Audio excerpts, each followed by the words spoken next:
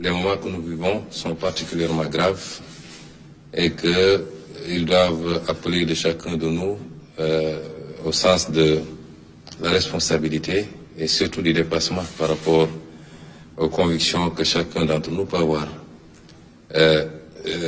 L'État a la prérogative et la priorité de la gestion de cette crise. Mais c'est une crise qui interpelle tous les Sénégalais, tous les citoyens. Ce n'est pas une crise qui interpelle seulement l'État et les plus autorités qui sont à sa tête, notamment le président Macky Sall, mais c'est une crise qui interpelle tous les citoyens sénégalais. Et donc, nous avons considéré, nous n'avons pas attendu cette audience pour donner notre point de vue et apprécier toutes les mesures qui avaient été prises jusque-là. Et considérer que c'est des mesures qui allaient dans le bon sens. C'était les mesures qu'il fallait prendre. Alors, notre seule présence ici suffit à démontrer que l'heure est grave, je crois. Et c'est pourquoi nous continuerons à lancer un appel aux Sénégalais à rester vigilants et concentrés et surtout à suivre strictement les consignes qui ont été données. Strictement parce que c'est des consignes qui sont données pour leur bien. Il s'agit de sauver des vies. C'est pas c'est pas un jeu. Aujourd'hui, c'est des milliers de morts qu'on voit un peu partout. Et ça n'épargne ni Premier ministre, ni président, ni chauffeur de taxi. Tout le monde est exposé à cette maladie. Donc, il est important que tous les Sénégalais le comprennent.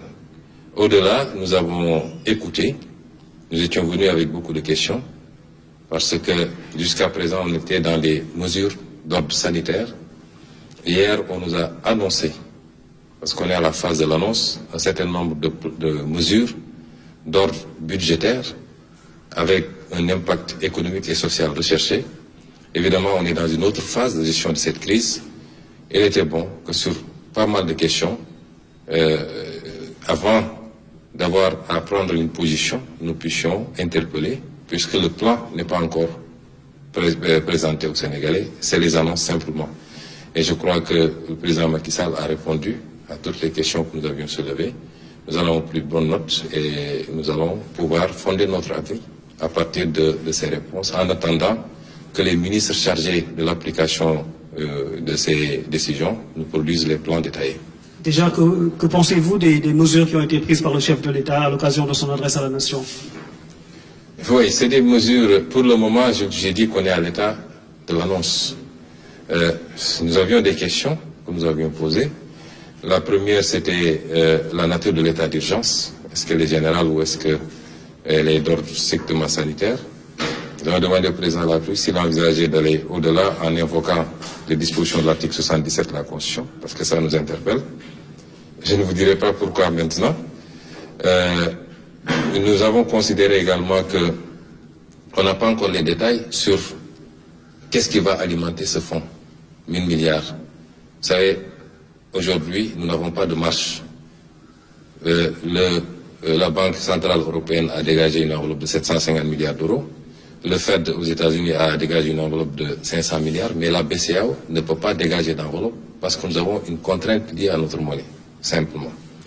Après, qu'est-ce qui reste? C'est de recourir au budget et reconnaître tous qu'il va falloir qu'on creuse le déficit.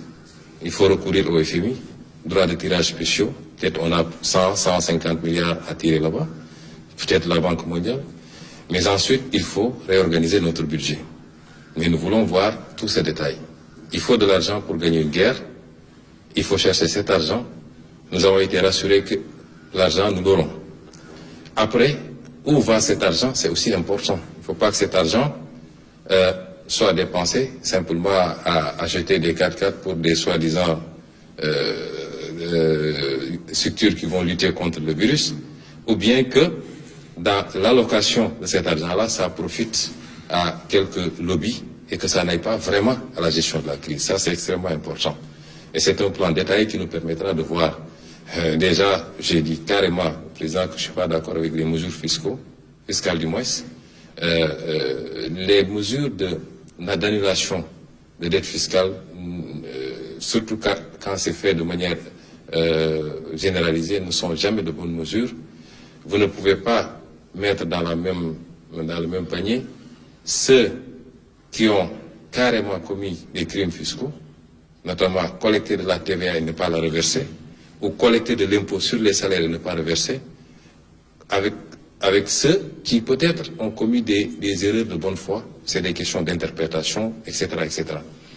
Mais nous avons considéré qu'il est plus pertinent de demander simplement un moratoire, de repousser le paiement de ces dettes fiscaux, puisque nous-mêmes, d'après ce qui m'a été dit, nous allons demander aux bailleurs de nous octroyer un délai pour le paiement de notre dette, plutôt que de procéder à l'annulation d'une dette, pour que ça aille simplement dans des poches et non pas dans la lutte réellement contre la pandémie ou la relance de l'économie.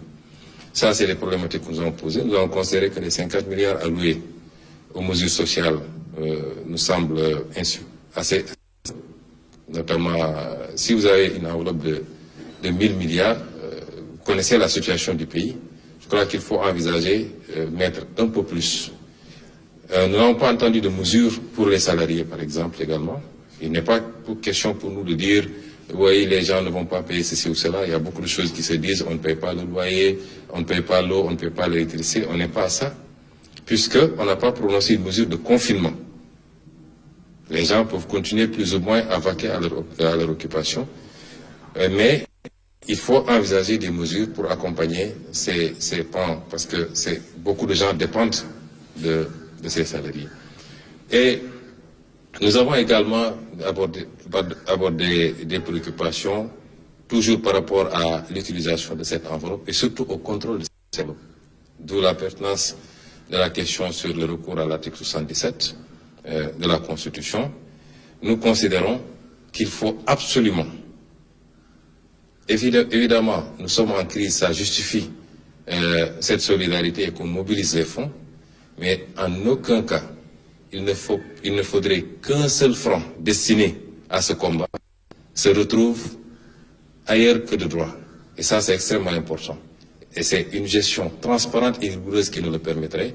Nous ne voudrons pas que la crise serve à justifier un certain nombre de comportements et que l'argent qui a été mobilisé et qui sera dans tous les cas payé par les Sénégalais. Il faudra un effort national, un sacrifice pour que cet argent-là soit payé par les Sénégalais. Il ne faut pas que cet argent-là se retrouve ailleurs que dans la lutte contre le virus, mais également